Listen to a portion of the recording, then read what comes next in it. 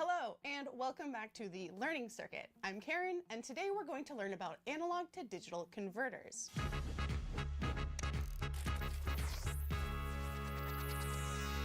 Let's start by making sure we have a good understanding of analog versus digital. Many of our electronic devices are digital circuits that use analog sensors to interact with the real world.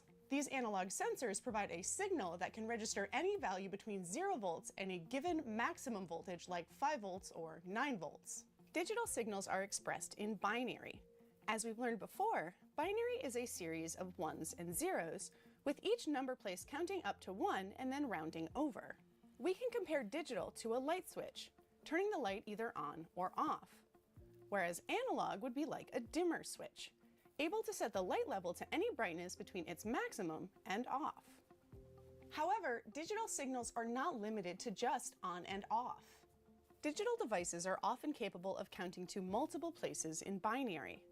Every time the number increases and gains a new place, it gains a bit. You've probably heard bit before, like with vintage 8-bit video games like Atari or the original Super Mario Bros., or like my shirt. An 8-bit number would have 8 places, or bits. This can also be expressed to 2 to the 8th power, which is 2 multiplied by itself 8 times, a decimal equivalent of 256. Looking at binary values, expressed in ones and zeros, as an exponent of 2, and as a decimal number, we can see that when a binary number gains a bit, the decimal number tells us how far it counts in order to gain that bit. This decimal number is the resolution. Binary starts counting at 0, so while 8-bit has a resolution of 256, the highest 8-bit number is 255. Analog to digital converters start as low as 8-bit and can be found as high as 32-bit, but are most commonly 10, 12, 16, or 24-bit. Looking at the waveform of an analog versus a digital signal, an analog signal would have a smooth, continuous slope representing how the signal can be infinite values between 0 volts and the maximum voltage. The waveform of a digital signal changes in steps, with a finite number of steps equal to the ADC's resolution, divided evenly between 0 volts and the maximum voltage. The signal change at each step goes low to high or high to low. ADCs can convert analog to digital signals in a variety of ways. In the first type of ADC, we can see how a comparator is responsible for each step change. Previously, we've learned that a comparator has 2 inputs. If the positive input is greater, the output is a high 1. And if the negative input is greater, the output is a low 0. A flash, or direct conversion ADC, uses a number of comparators for parallel encoding. Here is a 3-bit ADC having 3 output pins, 1 for each bit. Since a 3-bit ADC counts from 0 to 7, 7 comparators are needed. Each comparator connects to the analog input signal, as well as a voltage divider that splits the reference voltage. The comparators process their signals simultaneously, each outputting a 0 or 1 accordingly. The comparators feed into a logic circuit, which processes the data and outputs the 3-bit binary number. The analog input wave is converted to a 3-bit digital wave. This style of ADC is great for how fast and efficient it can convert the signals due to its parallel processing. However, given the large number of comparators needed, and since each bit requires its own output pin, chips can quickly become large and expensive to manufacture. To solve the problem of requiring an output pin for each bit, rather than having numerous parallel outputs, many ADCs run the output signal through a shift register, which then sends serial data out a single output pin. The next style of ADC is called a digital ramp or ramp compare. With this style of ADC, a free-running binary counter produces a sawtooth wave fed into a digital to analog converter. The sawtooth signal gets compared to the analog input signal, and when the signals match, the corresponding binary number is output, the ADC's timer resets, and the sawtooth starts over. The sawtooth always starts from 0, so the lower the signal, the faster the signals match, but the higher the signal, this inconsistency in update frequency can be problematic in certain applications. The next type improves upon the ramp model, being slightly faster due to its special counter circuit known as a successive approximation register, or SAR. This ADC starts with its most significant bit, comparing it to the analog signal. If the signal is less than or greater than, the counter adjusts the bit values up or down accordingly, continuing to compare bits down to the least significant, narrowing the range until the signals match, then starting over again at 0. The next type of ADC tracks the previous output signal, constantly comparing it to the analog input signal. Depending on if the input signal is less than or greater than it was previously, the counter adjusts up or down. This method is much faster since the counter never has to reset. The downside to this type of ADC is that it experiences a phenomenon informally known as bit bobble. Due to the fact that the output updates on every single clock pulse, the signal will always change at least slightly up or down. The next type of ADC compares similarly to a ramp ADC, generating a sawtooth wave. But instead of using a digital to analog converter, this slope or integrating style ADC uses an op-amp circuit called an integrator. A slope ADC uses the analog input voltage to charge up the internal capacitor, and then measures the time it takes to discharge across the internal resistor. However, the rate of integration and the rate of count are independent of each other, so over time they inevitably drift and the ADC becomes less accurate. A slight variation on this model is the dual slope ADC. Its integrator circuit is driven positive and negative in alternating cycles to ramp down and then up, rather than being reset to 0 volts at the end of each cycle. A few other types exist, like a delta encoded or a sigma delta ADC, but are either too complex or rare enough to go into detail about how they work.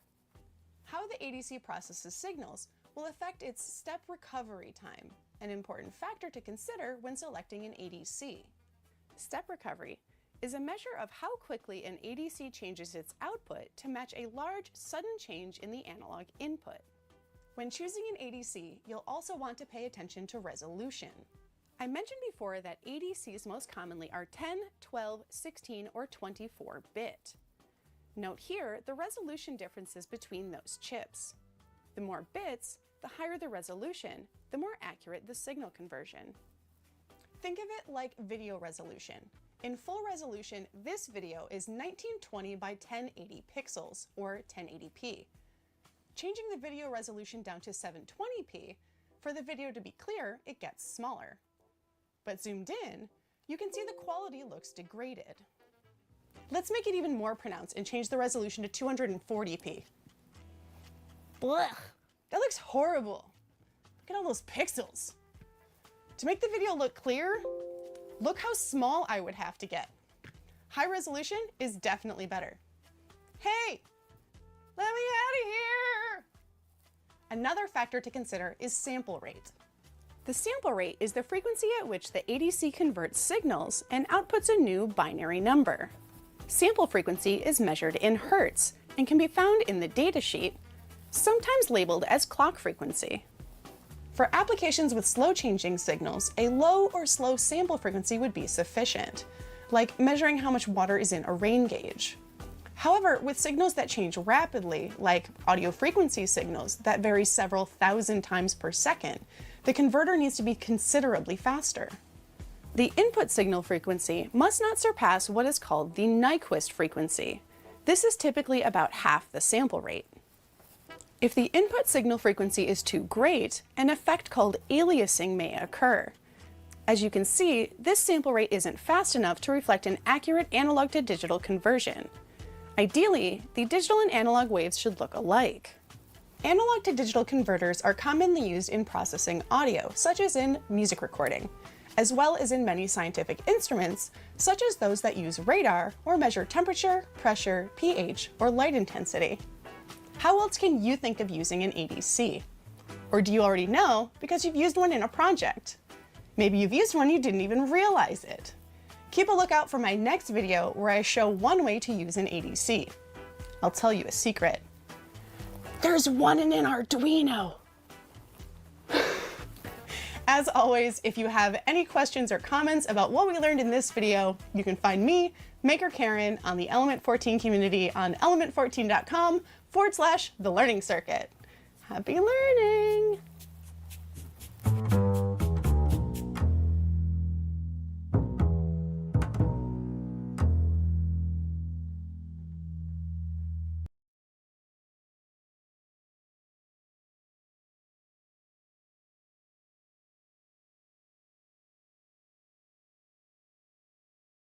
Hello, and welcome back to the learning circuit. I'm Karen, and today we're going to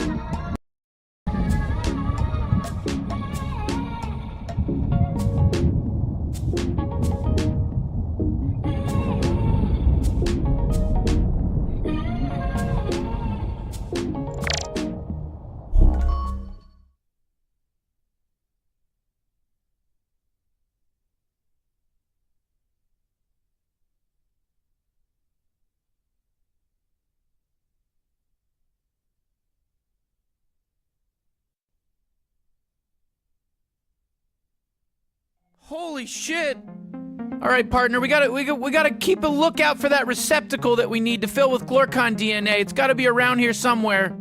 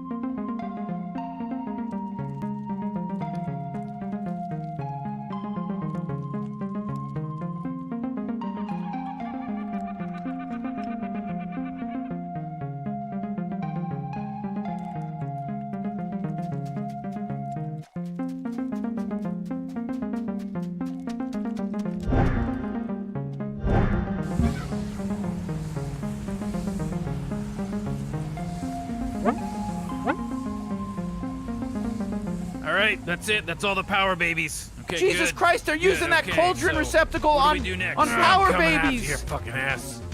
Hey, who let you in here? Fuck out of here. This is our secret fortress. This is our gut-sucking cauldron. Get the fuck you! out. That's our cauldron! Get him! Can't fucking get me. Hey, what the fuck?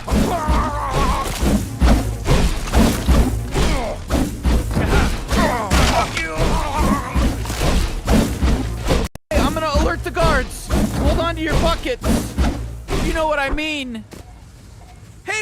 Holy shit, there's a bunch of reruns of Golden Girls on right now out here. What Golden Girl reruns? Where? Guys, come on, Golden Girls reruns. Guys, I'm coming. I heard it, I'm coming. Golden Girls. Hey, wait a minute, you son of a bitch. Get him. I'm getting him. Get him. Fuck you. Fuck them. Dead. Get him. Get him. Kill him. Come on. Fucking kill him. What are you gonna do? Yeah, what are you gonna do? You're gonna fuck with me, you little fucking losers.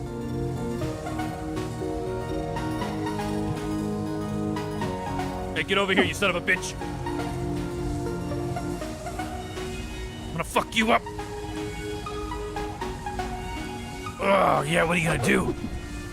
What are you gonna do? Look at this. You guys are fucking gonna die today. Hey, fucking fuck you guys. Fuck you.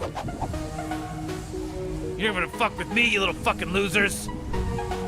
Oh, you ain't gonna stop this tough customer. Oh, yeah, look at me. I'm waving it. Oh, what are you gonna do? What are you gonna do?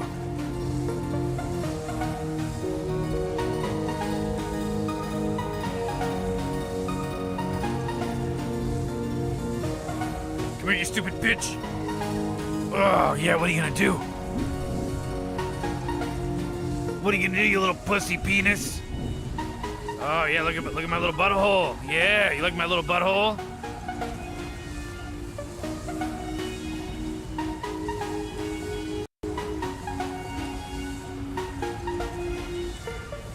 Oh, you want to dig a little hole over here? You want to dig a hole? Come on, motherfucker. Hey, yeah, look at me.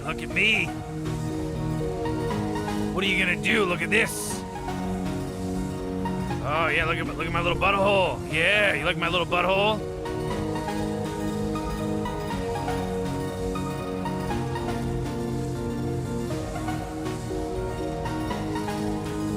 Hey, fucking fuck you guys. Fuck you. Yeah, fuck you. Yeah, fuck you. Hey, yeah, look at me. Yeah, what are you gonna do? I'm gonna fucking kill you. I'm gonna fuck you up. Punk. Come here, you stupid bitch. Oh, yeah, what are you gonna do? Fuck you guys. Fuck you. You're gonna die. You're gonna fucking die by my hand. Eat my ass. I'm gonna fuck you up, punk. Hey, yeah, look at me. You fucking losers, you never fucking fuck with us. I'm gonna fuck you up, punk.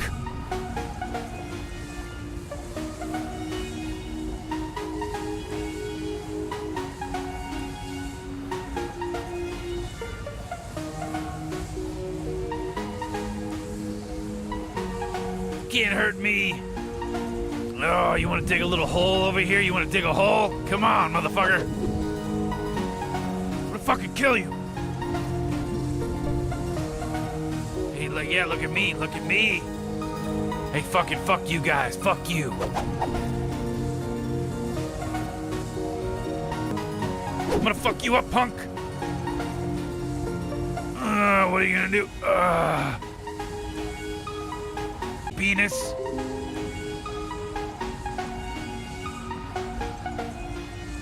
You fucking losers, you never fucking fuck with you now. What are you gonna do? Yeah, fucking losers. Oh, yeah, what are you gonna do? Get over here, you son of a bitch. You're gonna fuck with me, you little fucking losers. Oh, you ain't gonna stop this tough customer. Oh, yeah, look at me. I'm waving it. I'm gonna fucking kill you.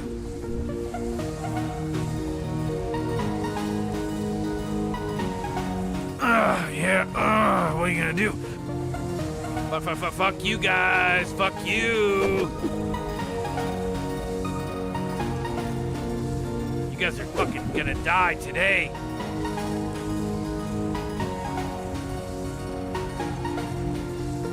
Oh, you want to dig a little hole over here? You want to dig a hole? Come on, motherfucker.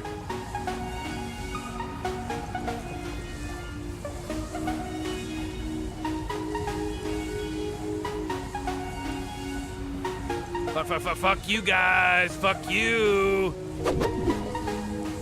You fucking losers. You never fucking fuck with us. I'm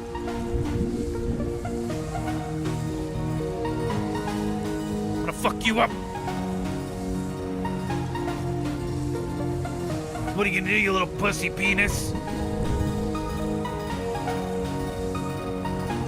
Yeah, you can't do nothing about me over here. I'm a tough customer. What are you gonna do?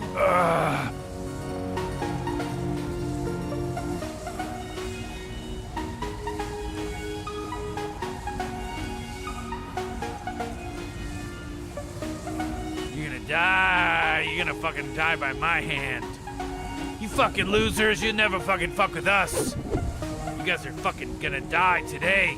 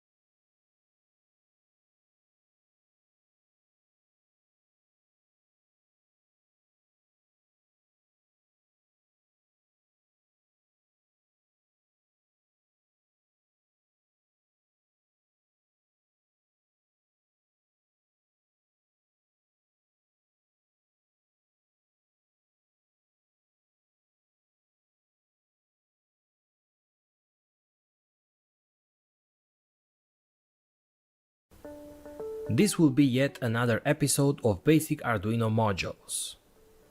Today we'll take a look at a multiplexer, or so-called a MUX. Actually, this could multiplex or demultiplex. So output or input, it could work with both digital and analog signals, so analog read, PWM signals, and digital write or read. It could also divide a track into multiple paths, and that could be very useful. So guys, let's get started.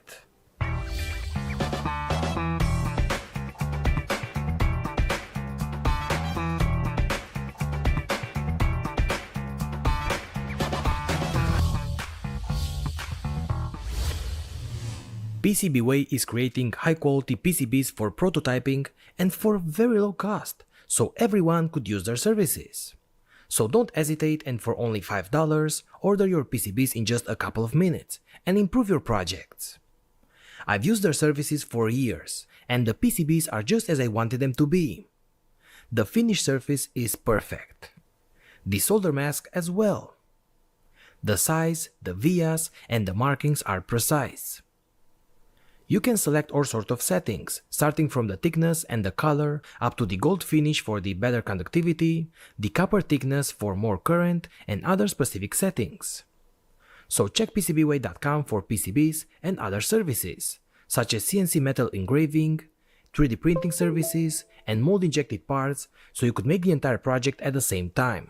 So if you have a good project, why not make it perfect using PCBWay? What's up my friends, welcome back. Today we'll take a look at another useful module used with the Arduino.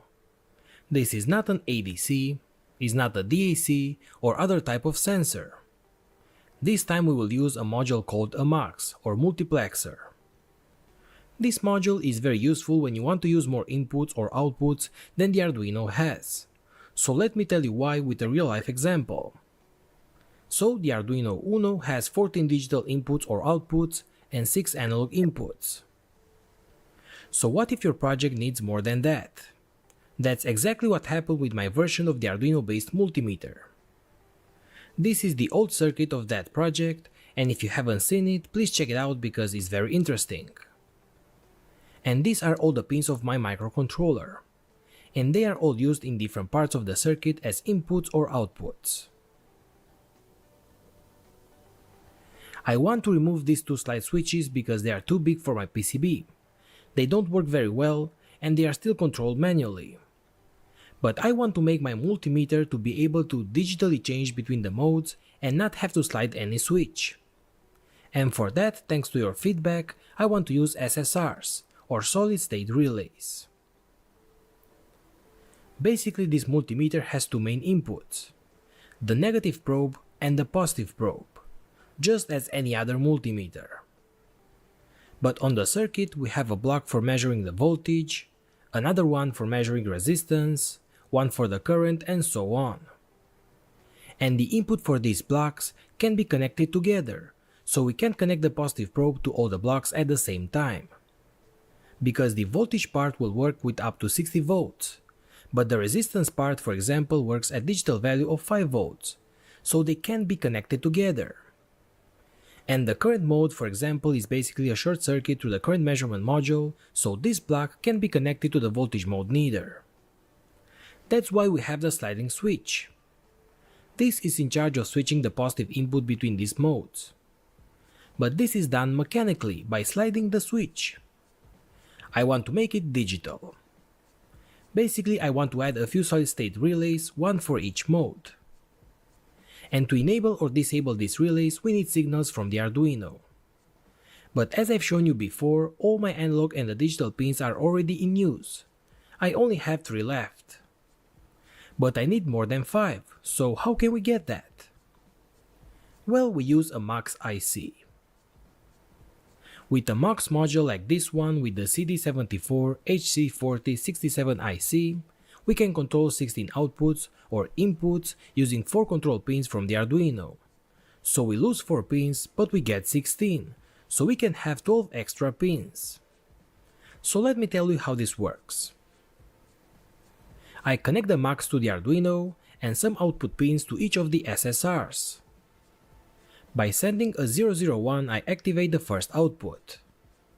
By sending a 010, the second one, and so on. In this way, I could control 5 SSRs or more. Okay, so that's enough story for today, let's use the MUX module. This module has 16 inputs or outputs. But for my multimeter module I will use the 74HC4051, which has only 8, but it works the same as this one. First we use this in output mode, and then with the input mode, because this could go both ways. For the output mode you have to make these connections. To test each output I want to place an LED and a resistor at each of the 16 pins. And then we have to supply 5 volts and connect ground to the module at the VCC and the ground pins. In order to select the output, since we have 16 different outputs, we need 4 pins, which are the pins S0 to S3. And the signal pin is used to define the value of each output, between high, low, or maybe a PWM signal. So let me explain. The MUX module can control the value of each output separately by itself. It only makes a connection between the signal pin and one of the 16 outputs or inputs. So let's say that you want to set high the output 5. You send a 0101 to those control pins, and that will make a connection between the signal pin and the 6th output. Now you place the signal pin to high or low, and that will also set the 6th output to high or low. So the value is given by the signal pin and not by the MUX, which only selects on which output will that signal be placed. That means that you could only control one output at a time, and that's the disadvantage of this module. If you want to set, for example, the pin 5 and 6 to high at the same time, well, you can't. So you have these connections. Now let's check the code. We select the control pins as the digital pins of the Arduino 3, 4, 5, and 6. They could be any other 4 pins if you want. I also set the signal pin to be the pin 9, for example. In the setup loop, we set all pins to be outputs. And now, for example, let's turn on the output 5 of the MUX module. And remember that for that we need to send a 0101. So we set the S0 to a 1, the S1 to a 0, the S2 to a 1, and the S3 to a 0. Now all is left to do is to set the signal pin to high and then to low. So I run this code, and as you can see, the output 5 is now blinking on and off. So that was very easy. If you don't want to control each of the control pins separately, we have an easier way to do that. And we use the bit read function. You have to know that a byte has 8 bits, and the position of the bits are marked from 0 to 7. So if I use the function bit read of the number 5 in binary, it will fill the byte with 00000101, which is 5 in binary. If I tell the bit read function to give me the position 2, for example, it will give me the value of the second position, which in this case is a 1. So in the code I make this function using the bit read. And this will associate the S0 to the first position of the byte, the S1 to the second position, and so on. So if I write the channel 5, it will automatically send a 0101 to the control pins. We don't have to do it manually every time as before. So this is the new code. So I call the setMaxChannel function and select the channel 10, for example. I run the code, and now the output 10 is turned on. And now I run this other code where I make a for loop in order to pass through all the outputs from 0 to 15, with a delay of 100 milliseconds in between. I run the code, and as you can see, I can select each of the 16 outputs, by first selecting the max output and then switching the signal pin to high and then to low. But hey, since the max is just a connection between the signal pin and any of the outputs, we can also apply a PWM signal, right? The signal pin is connected on D9, which is a PWM pin of the Arduino. And instead of using digital write in the code, this time I make an analog write. I run this code, and as you can see, I could also fade in and out an LED with any of the outputs. Okay guys, now let's use the multiplexer for reading inputs instead of controlling outputs. The process is the same. We use the S0 to S3 pins to multiplex one of the inputs to the signal pin. Then we use the analog read in the code. But this time we need to connect the signal pin to one of the analog inputs, let's say to A0. As you can see in the code, again, we select the input pin and then we make the analog read. I run this code, and as you can see, we can get the analog value from the potentiometer connected on pin 5 of the max. And once again, it could be any of the 16 pins if you want. And the same could be done using digital read. The code is the same, but we make a digital read. I add some push buttons connected to the max. I run this code, and as you can see on the monitor, when I push the buttons I get the digital read. So this module is a multiplexer and also a demultiplexer. Okay, some things to have in mind. This module works with voltages to up to 7 volts. And this is the truth table for each output according to the S0 to S3 pins. The on resistance between the signal pin and the outputs is 60 to 70 ohms at 5 volts, which is quite high, but working with digital signals is okay.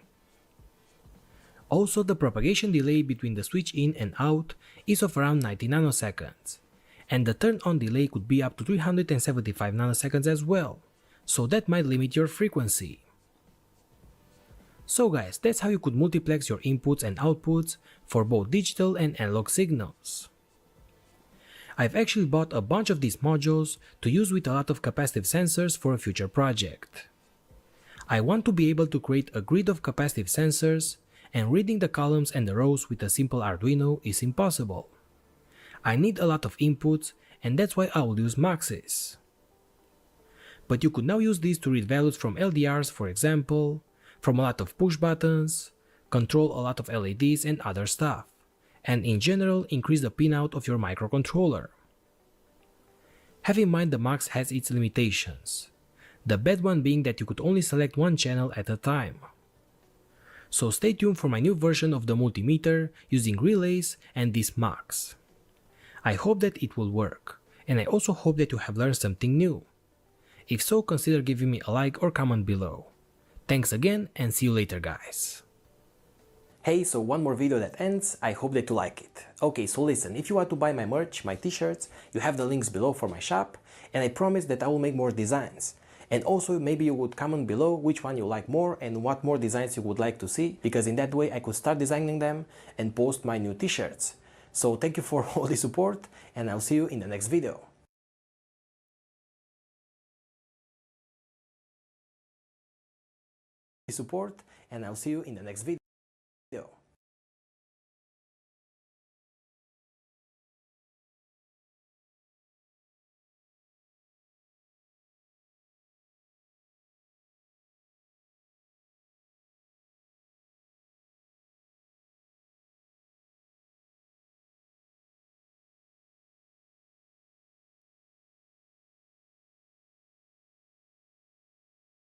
Hello everyone.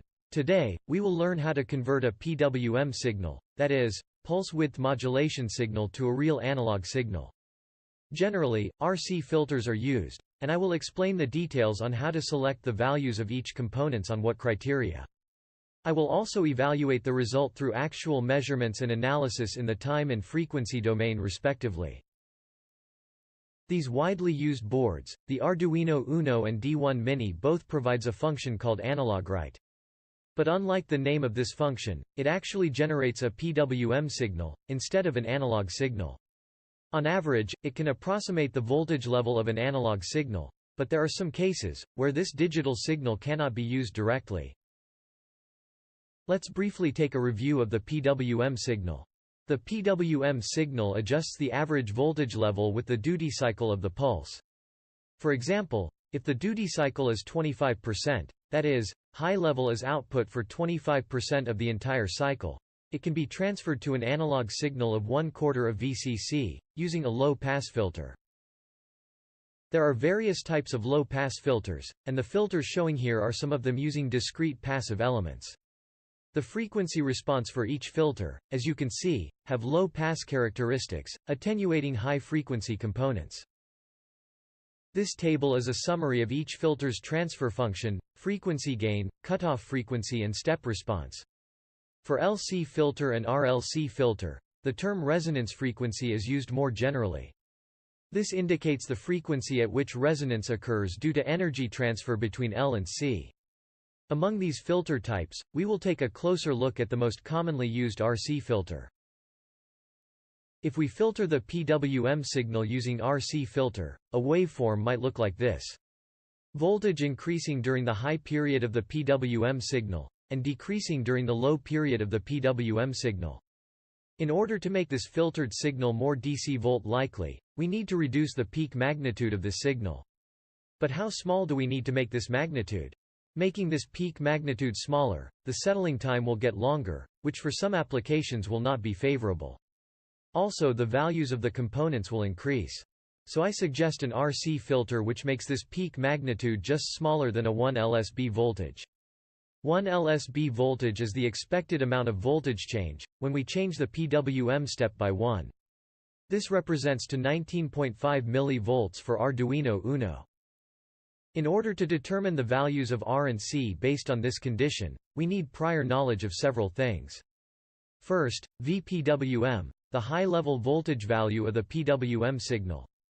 Also, you need to know the duty cycle and period of the PWM signal, and the total step size of the PWM. The example shown in the table is a value corresponding to Arduino. Based on these parameters, the peak magnitude of the analog signal can be calculated with the following formula. And as I mentioned before, 1 lsb voltage is calculated as follows. Calculating the required RC value based on this formula, we obtain a RC value of 0.13. In other words, the multiplied value of the resistor and capacitor used in the RC filter should exceed 0.13. This is also the time constant of the RC filter. The duty cycle value of 50% is used for the calculation, since this maximizes the peak magnitude of the filtered signal. After determining the RC value, first select the R value. The resistance value should be selected considering the source impedance and load impedance of the filter. If the resistor value is too large or small, the filter characteristics can be altered due to the influence of these impedances. In most cases, a resistor value of 1 kΩ to tens of kΩ can be used. In this demo, I used 13.3 kΩ as the resistor value and 10 microfarad as the capacitor value. As a result, the cutoff frequency will be about 1.2 Hz, and the PWM signal component of 490 Hz can be attenuated by 52 dB. A PWM signal of 980 Hz from pin 6 of the Arduino Uno can be attenuated by 58 dB. This is the test configuration for testing the RC filter. RC filter is connected to the breadboard. The output of the RC filter is connected to an oscilloscope for the time and frequency domain analysis. And for linearity check, I connected the output to a 0 pin, the ADC input. The PWM signal will be connected from pin 3 or pin 6 of Arduino Uno, respectively, for comparing the result. This is the result of the PWM signal from pin 3 of Arduino Uno. The PWM value used here is 164, which corresponds to a duty cycle of 64%. The frequency is 490 Hz, and the period is approximately 2 milliseconds. In the frequency domain plot, you can see the dominant component is located at 490 Hz, and at an integer multiple, the harmonic components are present. If you look at the output of the RC filter, an analog signal corresponding to 2.8 volts is observed in the time domain, and in the frequency domain, you can also see the component present at 490 Hz, but attenuated by about 52 dB, complying to the design of the filter.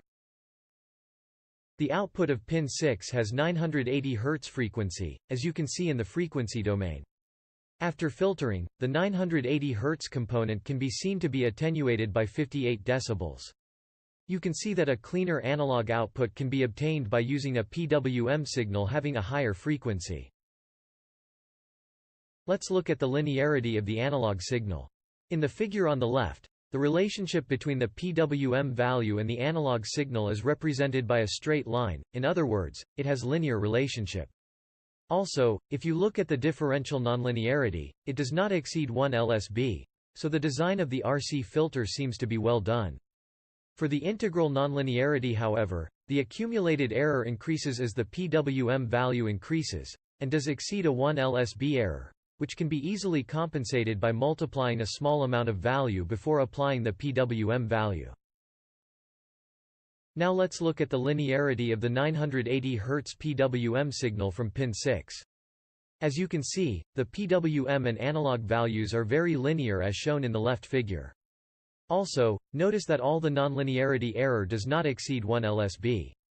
This is because the 980 Hz PWM signal from pin 6 is more attenuated by the RC filter, compared to the 490 Hz PWM signal from pin 3. I would like to summarize this video by showing you the formula for selecting the RC value that we used earlier. I hope this video helps you in the design of your own RC filter. Please leave a comment if you have any questions or comments. Thank you for watching. See you in the next video.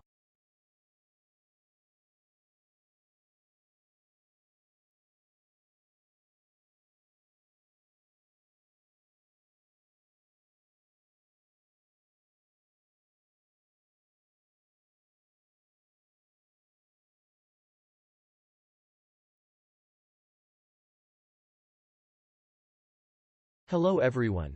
Today, we will learn how to convert a PWM signal, that is, pulse width modulation signal, to a real analog signal. Generally, RC filters are used, and I will explain the details on how to select the values of each components on what criteria. I will also evaluate the result through actual measurements and analysis in the time and frequency domain respectively. These widely used boards, the Arduino Uno and D1 Mini, both provides a function called analog write. But unlike the name of this function, it actually generates a PWM signal, instead of an analog signal. On average, it can approximate the voltage level of an analog signal, but there are some cases where this digital signal cannot be used directly. Let's briefly take a review of the PWM signal. The PWM signal adjusts the average voltage level with the duty cycle of the pulse. For example, if the duty cycle is 25%, that is, high level is output for 25% of the entire cycle, it can be transferred to an analog signal of 1/4 of VCC, using a low-pass filter. There are various types of low-pass filters, and the filters showing here are some of them using discrete passive elements. The frequency response for each filter, as you can see, have low-pass characteristics, attenuating high-frequency components. This table is a summary of each filter's transfer function, frequency gain, cutoff frequency and step response. For LC filter and RLC filter, the term resonance frequency is used more generally. This indicates the frequency at which resonance occurs due to energy transfer between L and C. Among these filter types, we will take a closer look at the most commonly used RC filter. If we filter the PWM signal using RC filter, a waveform might look like this. Voltage increasing during the high period of the PWM signal, and decreasing during the low period of the PWM signal. In order to make this filtered signal more DC volt-likely, we need to reduce the peak magnitude of this signal. But how small do we need to make this magnitude? Making this peak magnitude smaller, the settling time will get longer, which for some applications will not be favorable. Also, the values of the components will increase.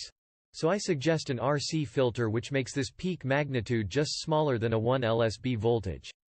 1 lsb voltage is the expected amount of voltage change, when we change the PWM step by 1. This represents to 19.5 mV for Arduino Uno. In order to determine the values of R and C based on this condition, we need prior knowledge of several things. First, VPWM, the high-level voltage value of the PWM signal. Also, you need to know the duty cycle and period of the PWM signal, and the total step size of the PWM. The example shown in the table is a value corresponding to Arduino. Based on these parameters, the peak magnitude of the analog signal can be calculated with the following formula. And as I mentioned before, 1 lsb voltage is calculated as follows.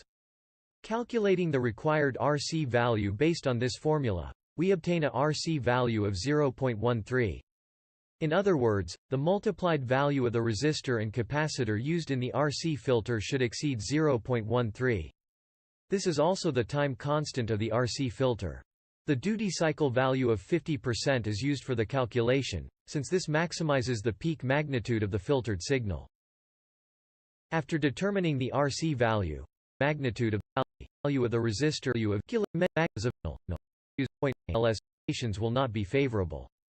Also, the values of the components will increase. So I suggest an RC filter which makes this peak magnitude just smaller than a 1 lsb voltage. 1 lsb voltage is the expected amount of voltage change, when we change the PWM step by 1. This represents to 19.5 mV for Arduino Uno. In order to determine the voltage change, when we change the PWM step by 1. This represents to 19.5 mV for Arduino Uno. We obtain calculating the required